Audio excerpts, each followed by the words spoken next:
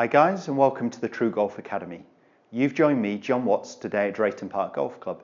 I'm in my swing studio, and what I want to show you in today's video is how to hit a high-flighted second shot with your irons when you really need to get over something.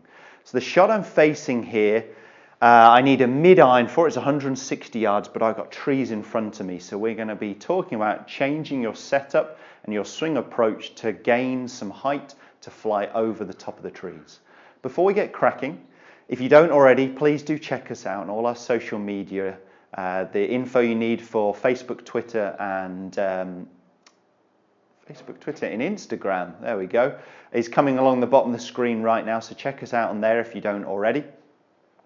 So I found myself with the use of my GC2 Launch Monster and simulator software on the third hole at Akron Golf Club. I've got 160 yards, as I said. I've got to fly the ball high over the top of the trees and also then carry the water to get to the green. So it's a particularly tough shot unless we know how to flight that ball a little bit higher. So what I'm going to try and show you first of all is a standard shot that hopefully hits the tree. You know, I could be lucky and it might go through it. They do say that rule of it being 90% air.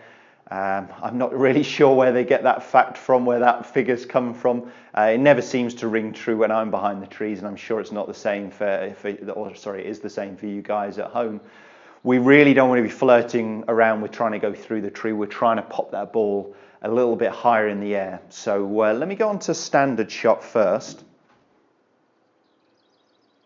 I'll try and hit a normal one for you.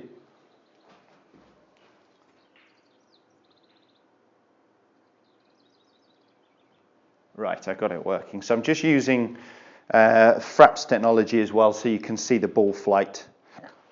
From the face on camera from here, what you will see is the ball has stayed in the center of my stance, under my sternum. I'm going to try and keep my weight still 50-50, so just a normal 7-iron, mid-iron shot for me. Let's go ahead and try and hit one. Ooh, ah. Now I managed to miss the tree, but more because it was not a very good shot going out right to target. So it's finished about pin high, but not really what I was looking for. Let me try and hit one more, see if I can get it going a little bit straighter, which should be catching really those trees in front of me on my normal trajectory.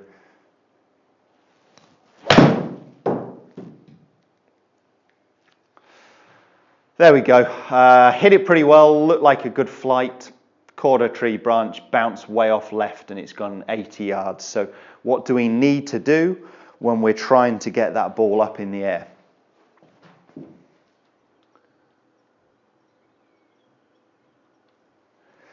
So I'm going to be showing you one more now and going through just some of the setup changes I would really now use. I'm going to keep the same club, because I want it to go a similar distance here. But what I'm going to do is move that ball further forwards in my stance than I normally would. Now it's important that when the ball moves forwards, my sternum stays in the same position. So I'm not going to tilt more forwards and still get it over the top of the ball. My sternum is now slightly behind the golf ball, which can mean our low point coming out a little bit before the ball. What it's going to really mean is I'm not hitting downwards as much. I'm actually hitting this one a little bit more on the level.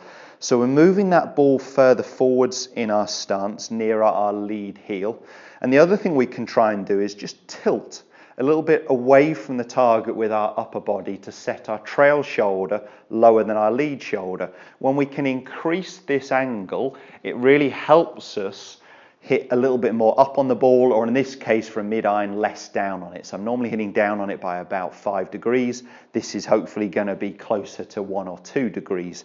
So I'm going to tilt more away from the target. Now the key point is still to make sure that we are finishing the swing following through. I don't want to then do all these setup changes and try and lean away from the target to help it up in the air. I'm going to make those two changes, ball further forwards, tilted more behind the golf ball, and because the ball's moved more forwards, it's meant the club is more in line, whereas normally my hands would be slightly further ahead of the golf club.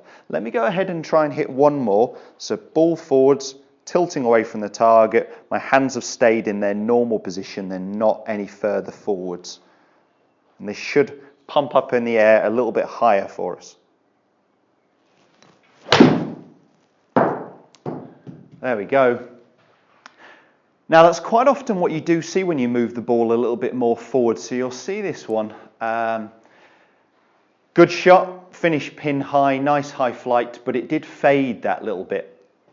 Now I'm not overly worried about it, especially in this situation. I would definitely take pin high right, putting from just on the edge of the green or maybe chipping. The reason the ball could quite often fade from there is when you move the ball more forwards in your stance, the club is actually swinging on a slightly more out to in path. It's starting to move to the left. You could counteract that and just close your stance, so by moving your trail foot back a little bit and then moving your body to follow, so your knees, hips and shoulders. Just moving the foot on its own without changing the shoulder alignment isn't going to do anything. But to counteract that ball going more forwards, if you don't want the ball to be leaking out right, you could just close off your stance and therefore the rest of your body as well to try and neutralize your swing path. But what you really saw there was a much higher trajectory, and that really flighted it way over the top of the trees, weren't flirting with it at all. I hope that video has helped. If it has, please do give us a thumbs up. Subscribe to the channel for all the other content Monday, Wednesday and Friday at 5:30, and we'll see you soon. Thanks guys.